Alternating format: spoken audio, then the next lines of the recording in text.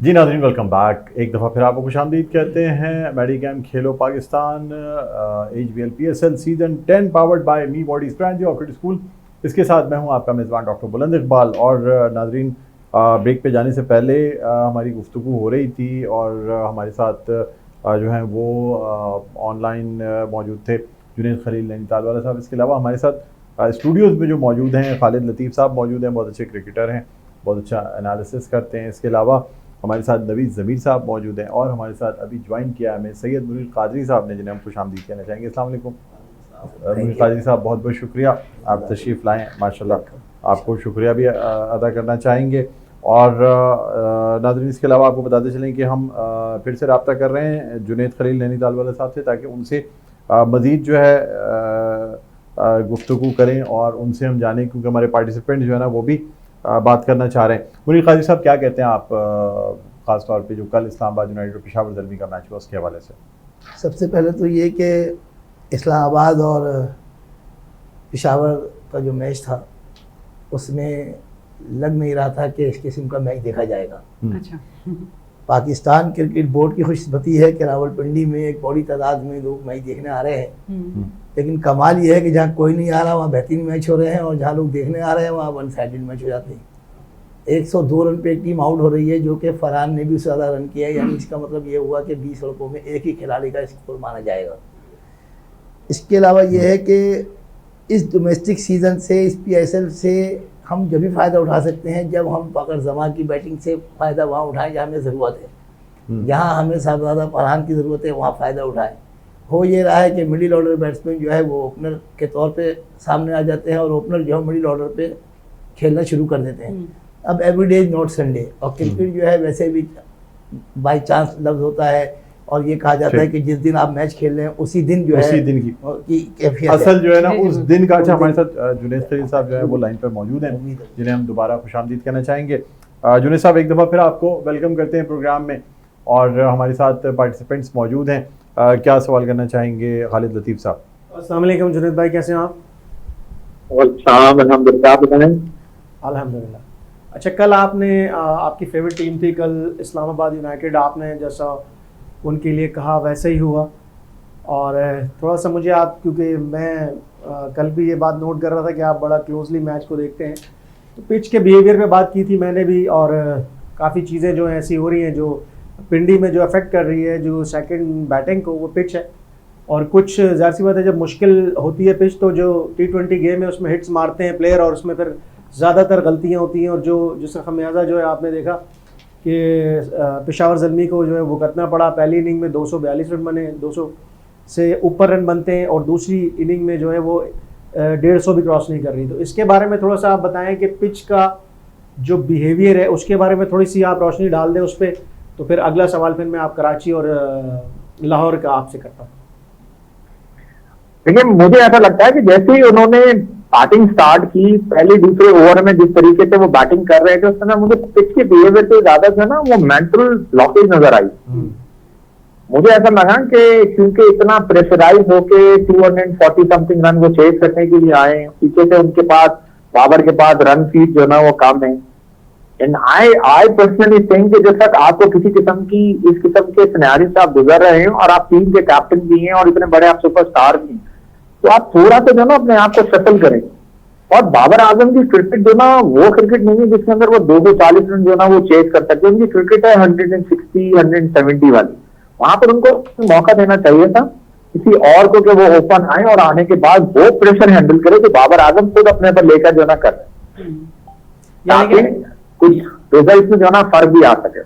और यानी आपका कहने का मकसद ये था कि जो मैं समझाऊं कि बाबर आजम को अपनी बैटिंग ऑर्डर को जो है वो चेंज करने की जरूरत है, और अपनी जगह किसी और को जो है मौका दें अगर ज्यादा रन चेज करने हो, ताकि वो खोल के खेले, और बाबर आजम जो है वो थोड़ा नीचे आके सेटल्ड बैटिंग करें।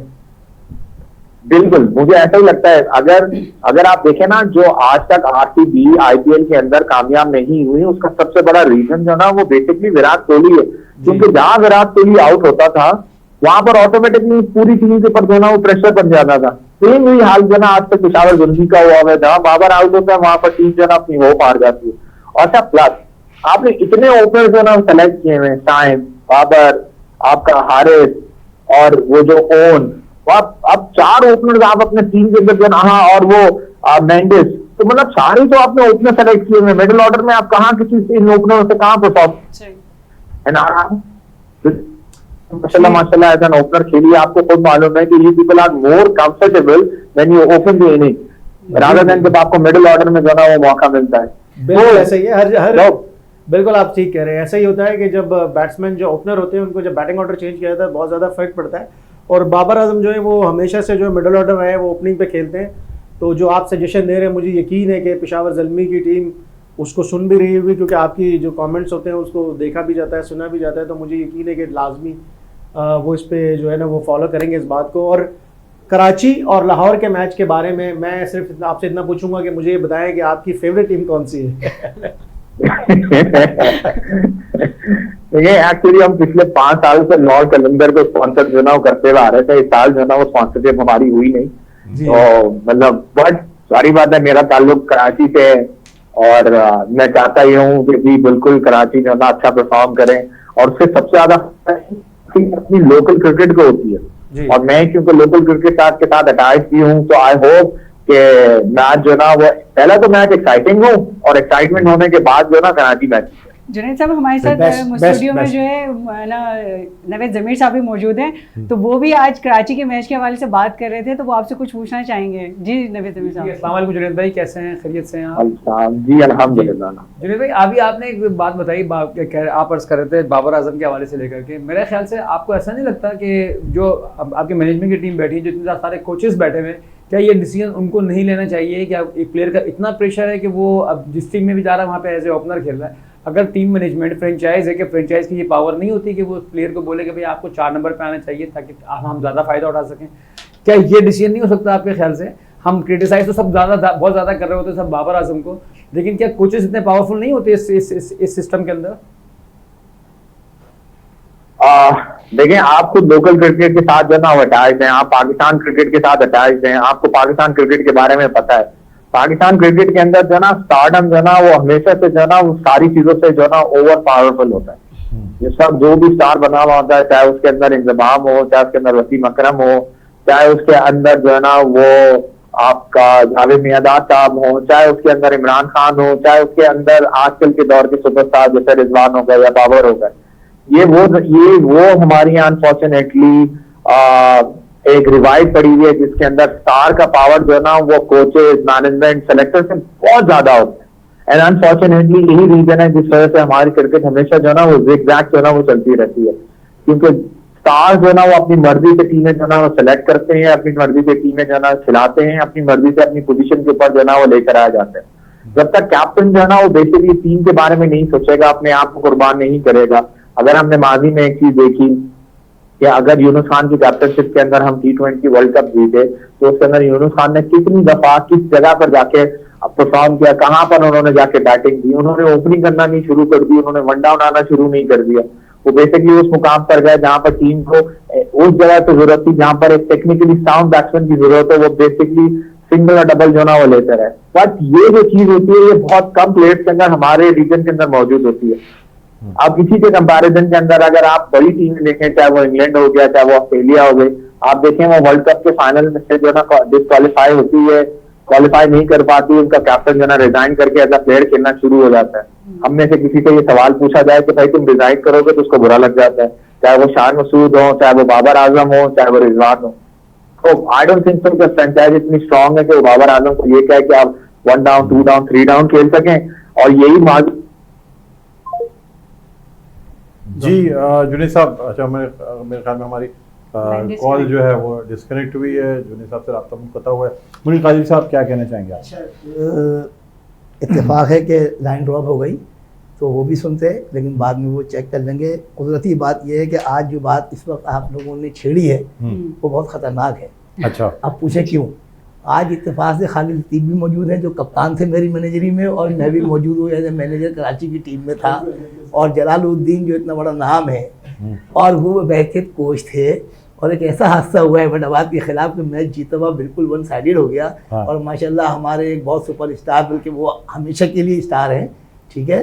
हाँ। मेरे ख्याल में अबर छा जाएगा तो तारा छुप जाएगा, सही। लेकिन वो अबर के अंदर भी तारा है। तो अच्छा। ऐसा माहौल पैदा किया उस खिलाड़ी ने कि खालिद लतीफ़ बाहर आए और जो उन्होंने पूछा कि यार मेरे को इस एनवायरनमेंट के लिए मुख्तलिफ ने इसमें मज़ा नहीं आ रहा, थोड़ा मैं रेस्ट करता हूँ। क्या सही वजह है? पावर प्ले जो प्लेयर पावर है उसकी, वो उस वक्त सही बात। स्ट्रॉन्ग कैंडिडेट थे, स्ट्रॉन्ग प्लेयर थे। खालिद का माशाल्लाह अपना एक सही। इमेज है वो था, लेकिन खालिद के अंदर एक बहुत बड़ी क्वालिटी है। मुनीर काजी साहब, कि आपको नहीं लगता कि पेशावर की टीम में अभी वो पावर प्ले नहीं है जो देखिए लेकर नहीं, मैं हमें ये कह रहा हूँ कि दिखाया? जो उनको एंडोर्स कर रहा हूँ, सेकंड कर रहा हूँ सही। जुनैद साहब जुनैद साहब को। जुनैद साहब, कि इस ठीक है। चीज को आप इसलिए नहीं हटा सकते बिल्कुल। कि खिलाड़ी ठीक, ठीक। मरते दम तक या कम से कम टीम में जब खेल रहा है तो खिलाड़ी है, उस लेकिन वक्त। मुसीबत ये है कि हमारा कोच, हमारा बोर्ड का प्रेसिडेंट, हमारे ऑफिशियल जो है वो इतने सफल करते हैं और इतने जल्दी वो जाते हैं कि उनकी पावर कम है, और पावर जो उसकी है जो ग्राउंड में जो ग्राउंड में खेल रहा है वो ज्यादा और इम्पोर्टेंट है। शायकीन जो है वो क्रिकेटर को बेस करते हैं। ठीक ठीक। तो अच्छा, अगर- हमें सर एक ब्रेक की तरफ जाना है। ब्रेक के बाद हम दोबारा आपकी खिदमत में हाजिर होते हैं, कहीं ना जाइएगा। देखते रहिए मेडिकेम खेलो Pakistan HBL PSL 10 powered by me body spray and yorkers.